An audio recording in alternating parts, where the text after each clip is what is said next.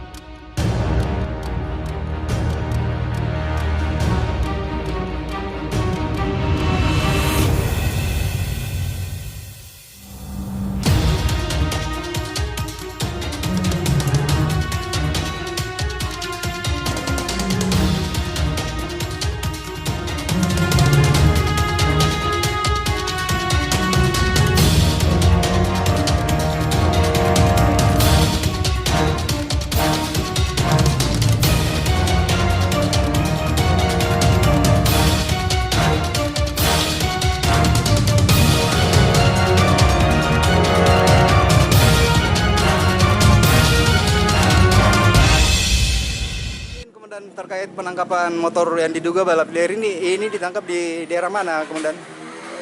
Petran. Iya. Saya hukum Polrestabes Makassar, Polsek Makassar. Iya. Kronologinya penangkapan seperti apa, Komandan? Kami rencana keluar untuk menghimbau tentang penanganan COVID-19 dan pencegahan. Siap. Tapi kita berpapasan dengan balap liar tersebut. Jadi kami serempet dia, berhentilah dia, kita amankan.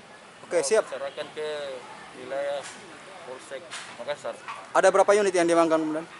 Untuk saat ini 1 unit. Oke, siap. Ya, makasih banyak, Komandan. Siap.